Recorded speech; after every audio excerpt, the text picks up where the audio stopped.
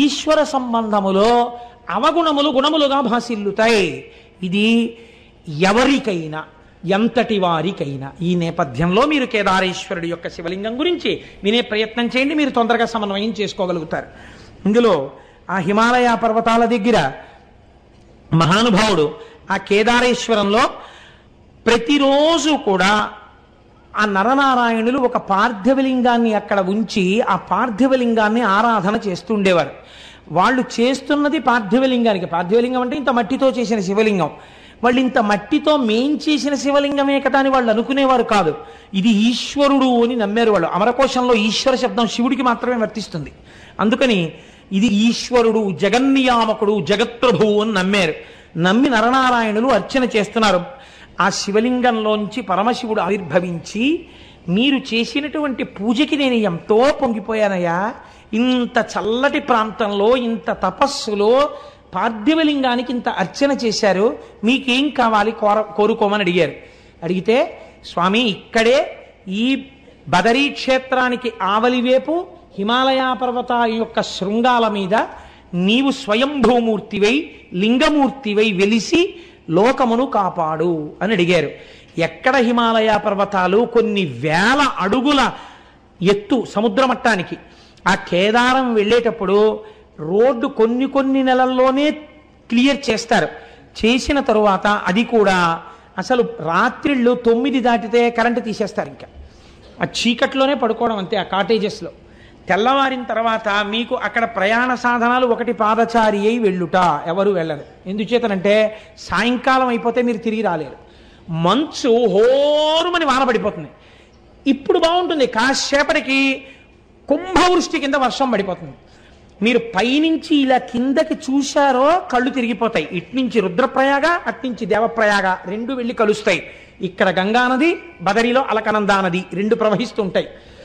ఆ నదుల చప్పుళ్ళు, పర్వతాల మించి ఎన్ని జలపాతాలు పడిపోతుంటాయో దర్దర్ వచ్చేసి జలపాతం వెళ్ళిపోతూ ఉంటుంది. నడిచి ఎవ్వరూ వెళ్ళరు. ఎక్కడో బాగా తెలుసున్న వాళ్ళు వెడుతుంటారేమో. ఇంకా ఉన్న వాళ్ళకి రెండే మార్గాలు. ఒకటి డోలీల్లో వెళ్ళాలి.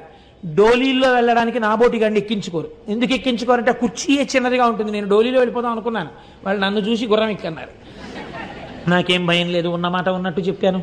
కాబట్టి ఆ చిన్న కుర్చీలో అసలు పట్టం, ఏదో కొంచెం కాస్త డెలికేట్గా ఉండి అందులో కూర్చునేవాళ్ళంటే ఎక్కువ మందిగా ఆడవాళ్ళని ఎక్కించుకుంటారు వాళ్ళు. అందుకే ఎక్కించుకుని ఆడవాళ్ళని ఎక్కించుకుంటారంటే నా ఉద్దేశం, నేను ఏ అపవిత్రమైన భావనతో నేను అంటలేదు. వాళ్ళు కొంచెం మగవాళ్ళకన్నా సన్నగా ఉంటారు కాబట్టి వాళ్ళని వహించడం తేలిక అని. వాళ్ళు పాపం చాలా సేవ చేస్తారు. వాళ్ళు మగవాళ్ళలో సన్నగా ఉన్న వాళ్ళు ఎక్కుతుంటారు, మిగిలిన వాళ్ళు గుర్రాలు ఎక్కాలి. విచిత్రం ఏంటో తెలుసా అంటే 2 గుర్రాలను ఒకటే తోలుతాడు. ఈ గుర్రాల మీద కూర్చుని వెళ్ళిపోతుంటే గుర్రం తిరిగేటప్పుడు ఈ అంచు దగ్గరికి వెడుతుంది. ఒక్కసారి కానీ జారిందో వెతికేవాడు కూడా ఉండడు. ఇంకెవరు వెతకడం అన్న సమస్య ఉండదు. ఎందుకంటే కొన్ని వేల అడుగుల నుంచి కింద పడిపోతాం కదమ్మా, వెళ్ళాం కదా మనం. అన్ని వేల అడుగుల నుంచి కింద పడిపోవడమే, చిన్నాభిన్నం అయిపోతుంది శరీరం. అసలు వెతకరు. కేదారంలో పడిపోయాడంటే కైలాసం పోయాడని వెళ్ళిపోతారంట. కాబట్టి ఆ కేదారానికి వెళ్ళేటప్పుడు 10 రూపాయలు ఇస్తే ఓ ప్లాస్టిక్ కవర్ ఇస్తాడు, డిస్పోజబుల్ రెయిన్ కోట్. అది వేసుకుని ఆ గుర్రం ఎక్కి వెళ్ళిపోతుంది. హోర్న వానొస్తుంది, తడిచి ముద్దయిపోవడం అంతే, దిగడానికి ఉండదు. కేదారం వెళ్ళి కేదారం నుంచి కిందకు వచ్చిన తర్వాత గుర్రం దిగిన వాడు నడుస్తుంటే అసలు వీడికి నడకొచ్చా అనిపిస్తుంది. ఇవన్నీ పుళ్ళైపోయి ఎంత నొప్పులు చేసేస్తాయో అలవాట్లేక ఆ గుర్రం మీద కదలికకి. అది జీను కదులుతుంటుంది కదా, దాన్ని కొంచెం గట్టిగా ఏమైనా ఇలా తొక్కిపెట్టి ఏమైనా అందామంటే అది కాస్త కాలు జారింది అనుకోండి, కిందకి అయిపోయిందే. కాలుని పెడితే పెట్టింది, కిందకి దిగితే చాలని అలా కూర్చోవాలంతే. కానీ వెళ్ళి తీరవలసిన యాత్ర. ఇన్ని వేల అడుగులు పైకెక్కిన తర్వాత స్వామి దేవళం కనపడుతుంటుంది. పరుగున లోపలికెడితే లోపల పెద్ద అంతరాలయం. అక్కడ కేదారేశ్వరుడిగా వెలిశాడు మహానుభావుడు. కేదార శివలింగ దర్శనము చేసిన వాడికి మోక్షము కరతలామలకము అని శివమహాపురాణం నిర్ణయం చేసింది, పెద్దలు నిర్ణయం చేశారు. లేదా అలా జరగాలని ఎవరు కోరుకోకూడదు. కేదారము విడుతున్నప్పుడు పడిపోయినా వాడికి మోక్షము సత్యమే, దొరికి తీరుతుంది. అటువంటి కేదారేశ్వరంలో ఆ శివాలయంలో ఒకానొకసారి ఒక విచిత్రమైనటువంటి స్థితి జరిగింది.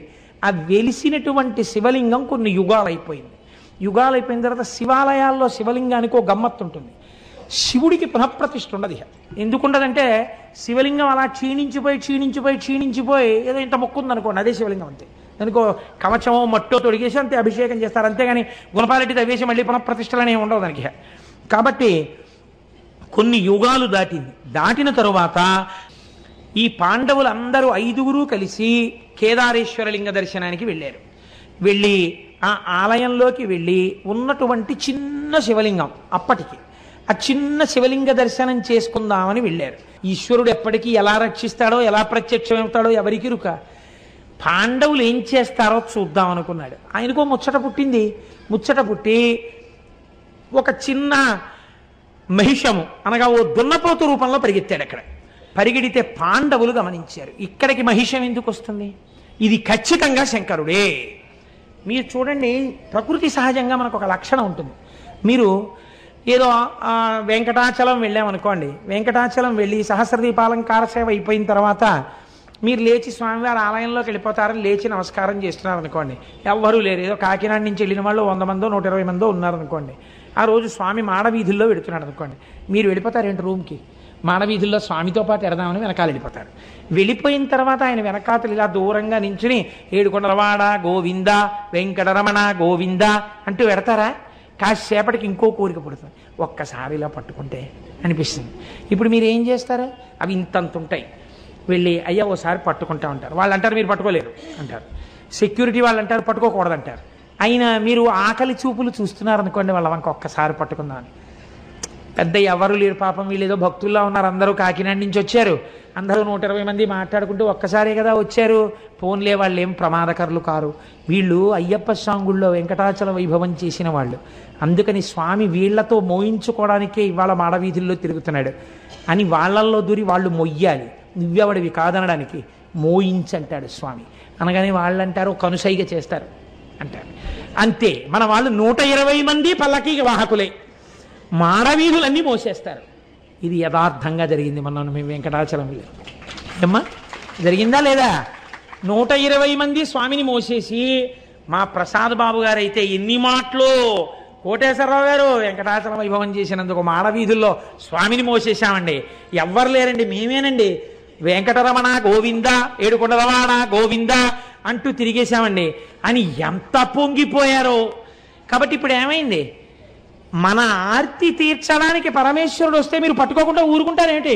పట్టుకుని తీరుతారు. మహిష రూపంలో వెడుతున్నా అంతటా ఈశ్వర దర్శనం చేశారు పాండవులు. ఆ లింగం మాత్రమే శివుడు అనుకోలేదు, అక్కడ వెడుతున్న మహిషమునందు కూడా శివుడే కనబడ్డారు వాళ్ళకి. ఇక్కడ పాదాలు పట్టుకోవడం కాదురా, మేం మహారాజులం, చక్రవర్తులం, కురుక్షేత్ర యుద్ధం చేసిన వాళ్ళం, తెగటార్చగలిగిన వాళ్ళం, కొన్ని కోట్ల మంది మీద అహంకరించడం కాదు. నా స్వామి దున్నపోతు రూపంలో వెళ్ళిపోతున్న ఇది శివుడే. అంతటా శివుణ్ణి చూడడం, కేదారంలో శివుణ్ణి చూశాకొచ్చింది వాళ్ళకి. కాబట్టి ఇప్పుడు దీన్ని కాళ్ళు అట్టుకోవాలని ఆ మహిషన్ దగ్గరికి వెళ్ళారు. కాళ్ళు అందలేదేమంది, ఇది తోక అందింది. వాళ్ళు చాలు మా స్వామి తోక అందిందని గబగబా ఈశ్వర స్వరూపంగా తోక పట్టుకున్నారు. వాళ్ళ భక్తికి మెచ్చుకున్నవాడై ఈశ్వరుడు తన పృచ్ఛభాగాన్ని అక్కడ విడిచిపెట్టి దాన్ని శివలింగంగా మార్చేశాడు. అదే ఇప్పుడు మనందరం దర్శనం చేస్తున్నటువంటి కేదారలింగం. కాబట్టి కేదారం వెళ్ళొచ్చాను అన్నవాడికి ఏం కనపడాలి? కనీసం అంతటా శివుణ్ణి చూడడం అభ్యాసంలోకి రావాలి. అంత పరమపావనమైనటువంటి క్షేత్రం కేదార క్షేత్రం. అక్కడే మనం ఎక్కుతున్నప్పుడే దూరంగా కైలాస దర్శనం అవుతుంటుంది. అదిగో కైలాసం కనపడుతోంది చూడండి అంటారు. ఆ మంచుకొండ చాలా విచిత్రంగా కైలాసంలాగే భాషిస్తూ ఉంటుంది. నిజంగా వర్షం ఆగి సూర్యకిరణాలు పడుతుంటే ఎంత అందంగా ఉంటుందో. నిజంగా కైలాసానికి సమీపానికి వెళ్ళి వచ్చినట్టే. కొందరు ఏం నమ్ముతారంటే శంకర భగవత్పాదాచార్య స్వామి వారు అక్కడే తన సత్యదండాన్ని విడిచిపెట్టేశారు అని నమ్ముతారు. అక్కడ ఒక పెద్ద శంకరుల సత్యదండం యొక్క ఫోటో ఉంటుంది, అక్కడే ఒక చిన్న ఆలయం కూడా ఉంటుంది. కాబట్టి కేదారము అంత గొప్ప క్షేత్రము.